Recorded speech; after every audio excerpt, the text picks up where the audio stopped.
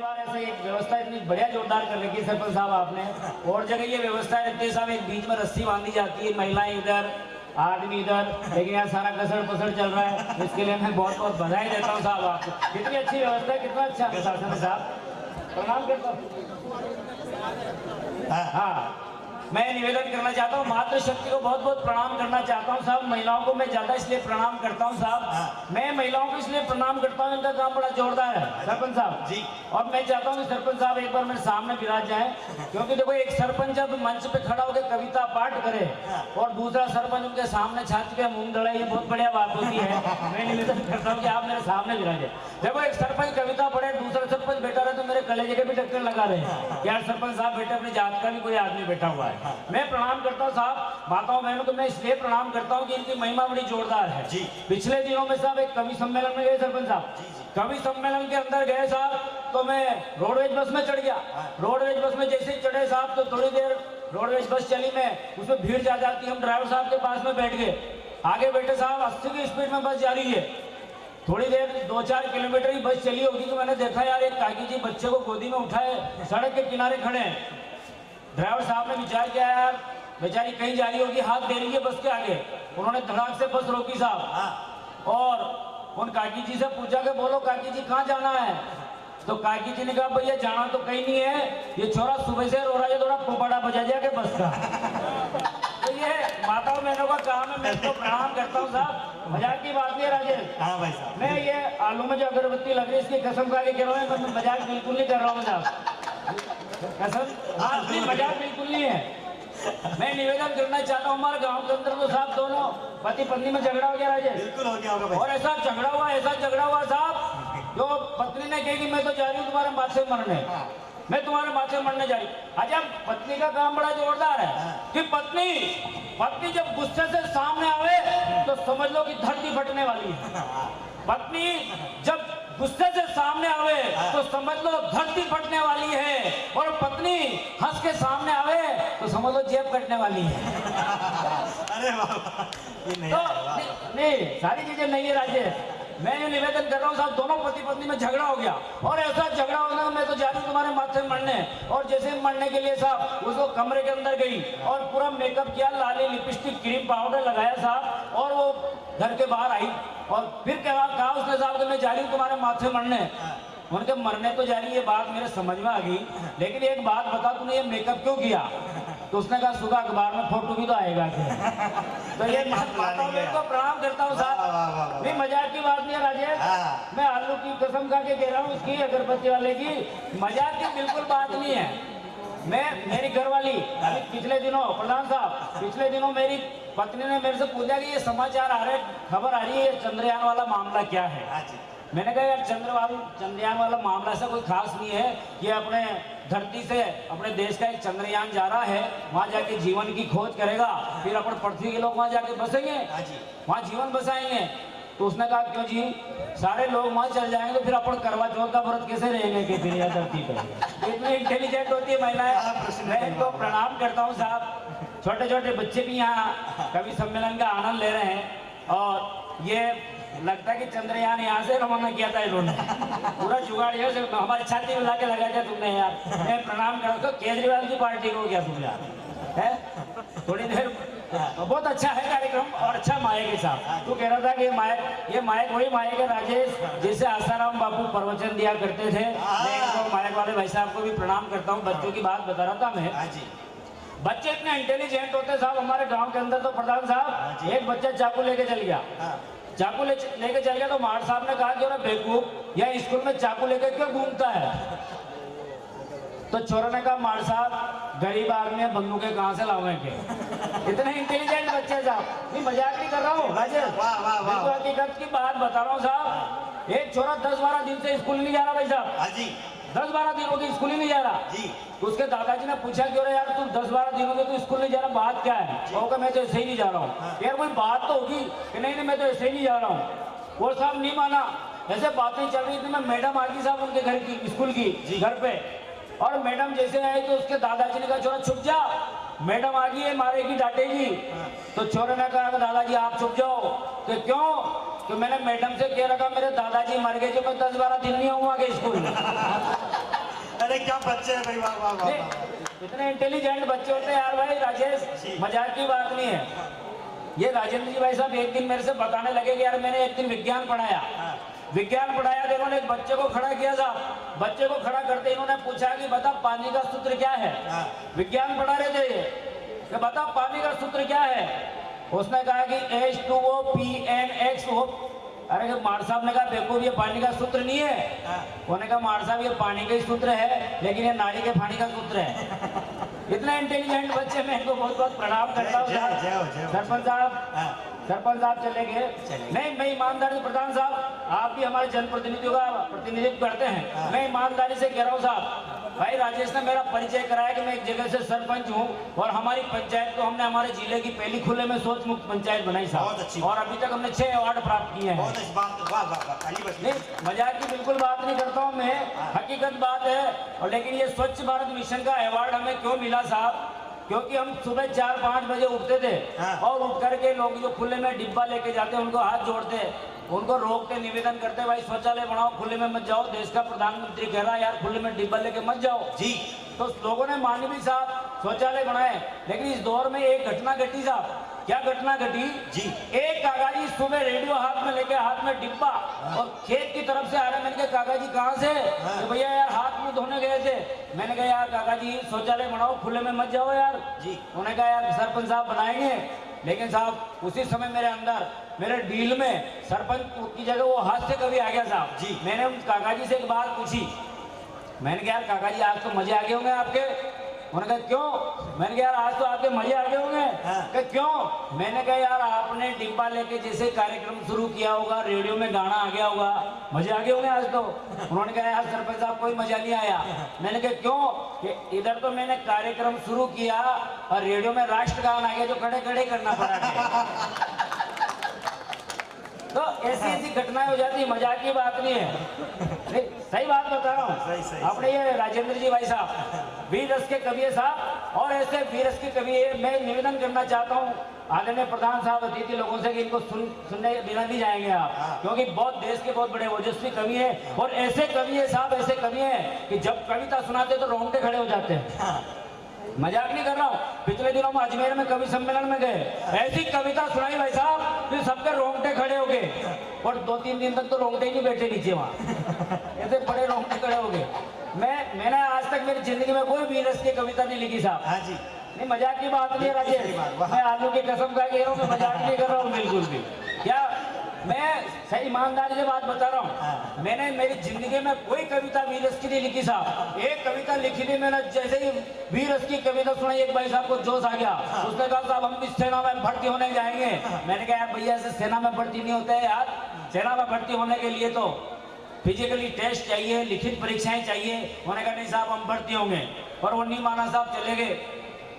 Colonel साहब से जाके मिला कि साहब मेरे को भर्ती करो। उन्होंने कहा भैया ऐसे भर्ती नहीं होती है, परीक्षा होती है, वो दौड़ लगानी पड़ती है, शारीरिक परीक्षण होता है। उन्होंने कहा साहब भर्ती करो, नहीं तो ये भूख हड़ताल करें अपन। वो नहीं माना साहब, 2-3 दिन हो गए, वही भूख हड़ताल कर दी। कर्नल साहब ने विचार किया कि यार भाई बिल्कुल डरा, ये इसको जिसका देशभक्ति का जुनून है यार इसके अंदर, ऐसा करो इसकी हिम्मत की जांच लो जी। हिम्मत की जांच कैसे ली साहब? एक जवान को कहा इसके सिर के ऊपर टमाटर रखो, बंदूक का निशाना लगाओ, टमाटर फोड़ दो, ये डर गया तो भगा देंगे, नहीं डरा तो रख लेंगे। ऐसा ही हुआ साहब, उसके सिर के ऊपर एक टमाटर रखा। टमाटर रखने के बाद जवान ने निशाना लगाया, ट्रिगर दबाया, टमाटर फूट गया। भाई डरा ही नहीं। कर्नल साहब ने पीठ थपथपाई, शाबाश तुम डरे नहीं, तुम्हें सेना में भर्ती किया जाता है। जैसे उन्हें पीठ थपथपाई साहब, उन्होंने देखा कि टमाटर फूटा, उससे उसकी शर्ट खराब हो गई थी। कर्नल साहब ने जेब से 5 रुपए निकाले और कहा कि भैया ये 5 रुपए ले और तेरी शर्ट कहीं धुलवा लेना यार। उसने कहा साहब 5 रुपए और दो। क्यों? तो बंदूक का धमाका हुआ, जो पेंट भी खराब होगी।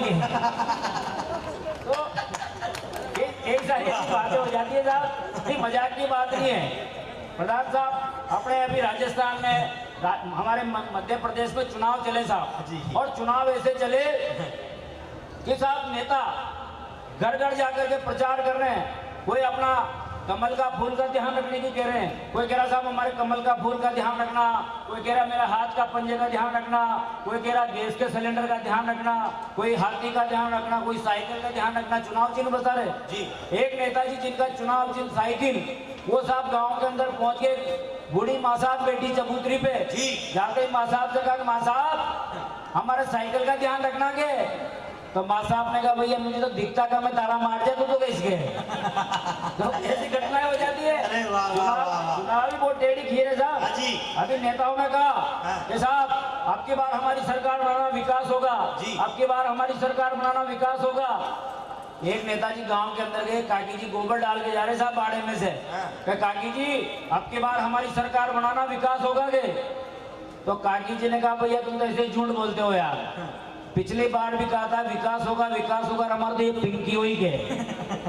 तो खूब सारी ऐसी घटनाएं हो जाती है। मैं निवेदन करना चाहता हूँ साहब, हाँ जी, हंसी चुटकले और ये पूरी रात अपन लोग कहेंगे। मुझे जैसा आदेशवाद है, मैं हास्य व्यंग्य का कवि हूँ, लेकिन मैं राजस्थान में आया हूँ साहब, मैं राजस्थानी भाषा में भी जानता हूँ। मैं कुछ गीत सुनाना चाहता हूँ आपको, निवेदन करना चाहता हूँ, और मुझे आशा है कि आप लोग बड़े आनंद के साथ उसे सुनेंगे भाई। और देखो बार बार कह रहे हैं तालियां बजाओ तालियां बजाओ। ताली कैसे बजाए, भीड़ कितनी हो रही, ऐसी भीड़ हो रही है जैसे 7 नंबर बिल्डर में भीड़ ठुसा रही हो, ऐसे तो लोग बैठे हैं यार जैसे तालियां बजाए बेचारे। आप मत बजाओ ताली, आप तो आनंद लो गीत के। मैं निवेदन करना चाहता हूँ साहब, एक लड़की अपनी सहेली को अपनी प्रेम कथा बता रही है साहब। मैं ज्यादा नहीं 5-6 पंक्तियों का एक गीत सुनाऊंगा, आपको बढ़िया लगेगा तो और सुना दूंगा, ठीक है। और आगे हाँ आपने ताली बजा दी तो एक और सुना दूंगा, नहीं बजाई तो 3-4 और सुनाऊंगा। तो मेरा इतना सा निवेदन है जी कि एक सहेली और उसकी सहेली को, एक लड़की अपनी सहेली को अपनी प्रेम कथा बता रही है अपनी राजस्थानी भाषा में। एक गीत है। स्वागत है भाई साहब, स्वागत है, बहुत अच्छा गीत आपका भाई साहब। हो मारो जीवड़ो धड़क तो जावेरी सखी, ऊनाया का बाड़ा में। क्या बात है। हो मारो काल जो धड़क तो जावेरी सखी, ऊनाया का बाड़ा में। अपनी मेवाड़ी भाषा में, अपने राजस्थानी भाषा में एक बात है साहब, अपन लोग कहते हैं कि साहब हाँ डर लगता है तो अपन कहते हैं हाथ पग पीले हो गए। मैंने उसको ऐसा लिखने का प्रयास किया है, हाथ पगाक हल्दी लागी सर्दी को सिचकारो। क्या बात है। हाथ पगाक हल्दी लागी सर्दी को सिचकारो, तन बदन में कीड़ियां चढ़गी थोड़ो बहुत उजाड़ो। एक उंदिरा में काल जो छेड़ा चोरी सखी, ऊनाया का बाड़ा। हो मारो जीवड़ो धड़क तो जावेरी सखी, ऊनाया का बाड़ा में। वाह भाई साहब वाह। और अगली पंक्ति में निवेदन करना चाहता हूँ साहब जी, कि बीच धुंधड़ के आया पियाजी पकड़ी आंगली मारी। वाह वाह। बीच धुंधड़ के आया पियाजी पकड़ी आंगली मारी, आंख बेचारी उठी कोनी मरी लाज की मारी। वाह। हे मारी थोड़ी के आती लगा जोरी सकी, ऊनाया का बाड़ा। क्या गीत है भाई साहब, वाह वाह वाह वाह वाह, बहुत अच्छे बहुत अच्छे। पढ़ो भाई साहब, बहुत अच्छा है। और अंतिम 2 पंक्तियां और सुना करके मैं जैसा आप आदेश करेंगे। जी जी जी। कि अब परदेसा गया पियाजी मनड़ा ने घबराऊरी, जेला जी थी आंख्या मारी फोटो पे दौड़ाऊरी। वे मारी याद में तो बजाऊरी सखी, ऊनाया का बाड़ा में। वाह वाह वाह वाह, क्या बात है। हाँ बहुत अच्छे भाई साहब। एक बार मैं चाहता हूँ कि इस कवि सम्मेलन को खोले, आप एक बार जोरदार तालियां बजा के इस कवि सम्मेलन को खोलिए भाई साहब। स्वागत है आपका, पढ़िए। आपकी घनघोर तालियों के लिए मैं बहुत बहुत आभारी हूँ आपका। हाँ जी। चलो साहब, मैं हास्य व्यंग्य का कवि हूँ। मैं एक बहुत बढ़िया प्रधान साहब, मैंने एक कविता लिखी साहब जी। मैं निवेदन करना चाहता हूँ साहब। मैं एक मंदिर पे गया, जैसे आशापुरा माता मंदिर है अपने, आशावरी माता मंदिर, ऐसे मंदिर पे गया साहब मैं। और मंदिर पे गया तो मैंने देखा कि बहुत सारी भीड़ लग रही भगवान के यहाँ, और लोग आरती गा रहे हैं, तालियां बजा रहे हैं जी। एक भाई साहब ने सीढ़ियों की तरफ मुंह कर रखा था।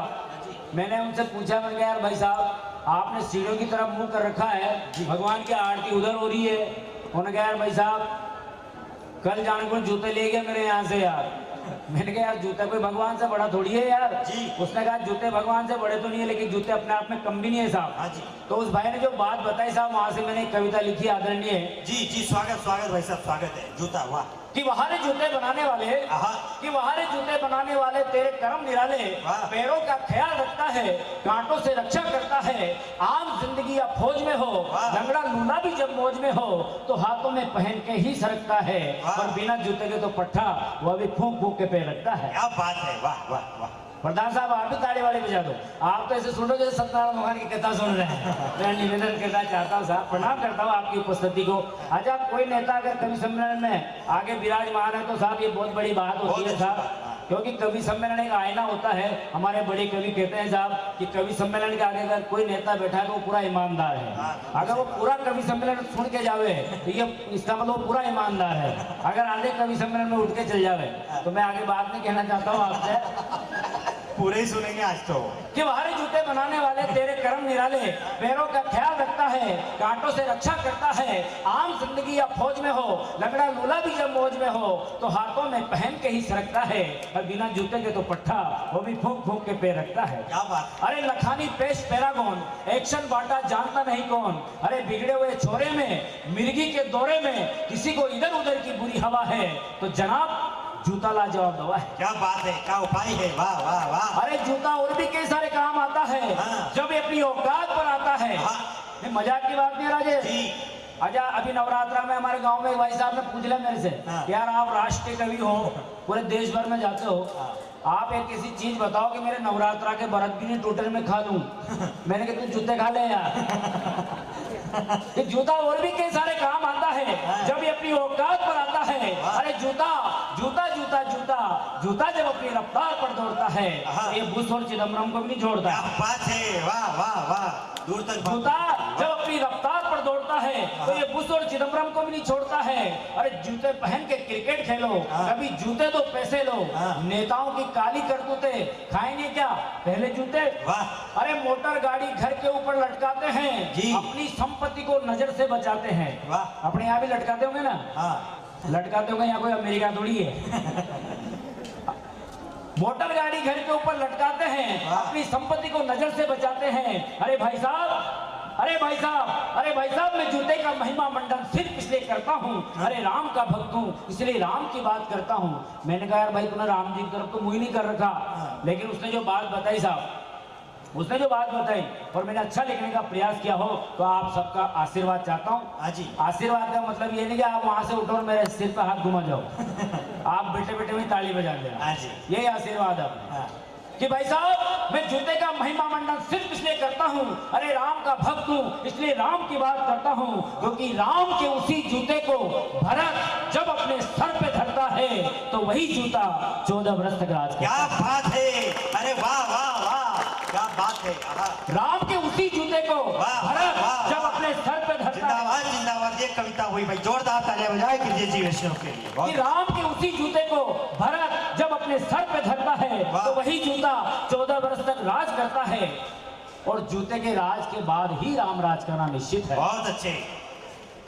अच्छा, मैं निवेदन करना चाहता हूँ इस आशावरी माता जी के इस पावन प्रांगण में मैं निवेदन करना चाहता हूँ साहब, आदरणीय प्रधान साहब, हम लोग कहते हैं कि साहब देश में राम राज कैसे आएगा। राम राज की कल्पना जहाँ शांति हो, सब सुखी से अपना जीवन यापन करते हो, वो राम राज कैसे आ सकता है साहब। राम नाम जपने से हो सकता नहीं आए, लेकिन मैं उपाय बताना चाह रहा हूँ साहब कि अगर कोई भी गलती करे, समस्या पैदा करे, संकट पैदा करे, अपराध करे, उसके जूते लगाओ, अगले दिन राम राज चालू। क्या बात है, वाह। कि जूते के राज के बाद ही राम राज करना निश्चित है। खुशी से होली और दिवाली मनाना निश्चित है। मैंने कहा कैसे, उस भाई ने बताया ऐसे। मैं देश की कुछ चुनिंदा समस्याएं आपके सामने निवेदन करना चाहता हूँ साहब। स्वागत स्वागत भाई साहब। आदरणीय मोदी जी का स्वच्छ भारत मिशन, उससे मैं भी जुड़ा हुआ हूँ, वहां से प्रारंभ करता हूँ। स्वागत भाई साहब, स्वागत। कि खुलेआम को दीवार पे मोड़ता है, गुटके और पान के पीठ थूकता है, लड़की के पीछे सीढ़ी बजाता है, धर्म का धन दबाता है, कोई भ्रष्टाचारी रिश्वत लेता है, कोर्ट में झूठी गवाही देता है, सजनों पे जलता है, सड़क पे गलत चलता है, अरे नकली नोट छापता है, कम काम में ज्यादा नापता है, कोई नेता मंच पे जाके शाना बनता है, घोटाले करता है, हथियार बेचता है, तरक्की करने वालों की टांग खींचता है, वाह। अरे कोई बाल श्रम बाल विवाह करवाता है, सुपारी देके लोगों को मरवाता है, तो जनाब इन सारी समस्याओं की केवल एक ही दवा है, जूता जूता जूता। जूता। आहा। Subscribe now and press the bell icon.